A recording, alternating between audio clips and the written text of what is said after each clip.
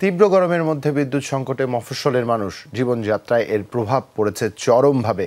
কৃষি উৎপাদনের পাশাপাশি ধুঁকছে ক্ষুদ্র ব্যবসায়ীরা। যদিও ক্ষমতাসীন দলের জনপ্রতিনিধিরা বলছেন বিদ্যুতের ব্যবহার বৃদ্ধির কারণেই কিছুটা সংকট।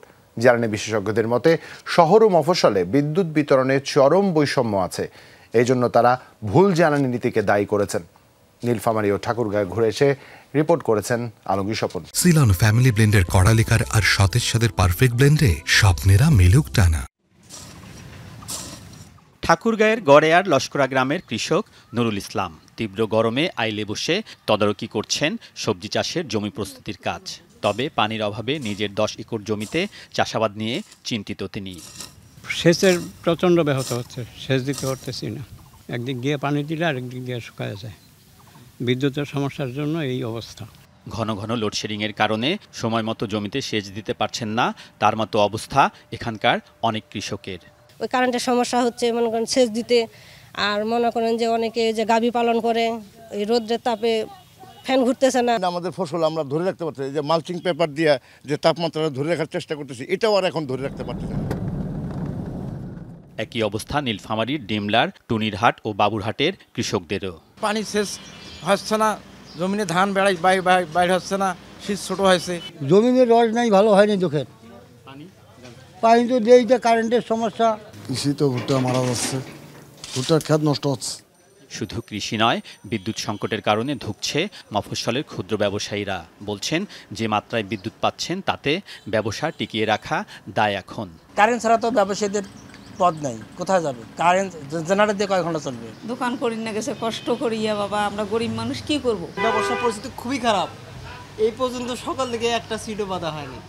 লোডশেডিংয়ের প্রভাব পড়েছে মফস্বলের জীবনযাত্রায়। তাদের অভিযোগ, দিনের বেশিরভাগ সময়ই বিদ্যুৎ পান না।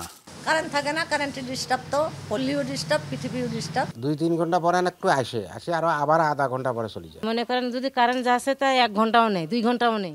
যদিও নীলফামারী 1 আসনের এমপি দাবি করছেন সংকট কম, বরং গ্রামে এসি ও বিদ্যুতের ব্যবহার বেড়েছে। ইলেকট্রিসিটি অবস্থা এখানে ভালো আছে, তবে মাঝে মধ্যে এখন প্রচণ্ড গরমটার জন্য সবাই এসি চালাচ্ছে, বিদ্যুৎ ব্যয় বেশি হচ্ছে। সাশ্রয়ের দিকে না গিয়ে আমরা ব্যবহার ঠিকমতো করতে পারছি না বলে আজকে বিদ্যুতের এই ঘাটতিতে। গরমে দেশে বিদ্যুতের সর্বোচ্চ চাহিদা 17,500 মেগাওয়াট। 30 এপ্রিল 16,477 মেগাওয়াট উৎপাদনের রেকর্ড জানিয়েছে বিদ্যুৎ বিভাগ। এরপরও মফস্বলের কোথাও কোথাও 8 থেকে 10 ঘন্টার লোডশেডিং কেন হচ্ছে?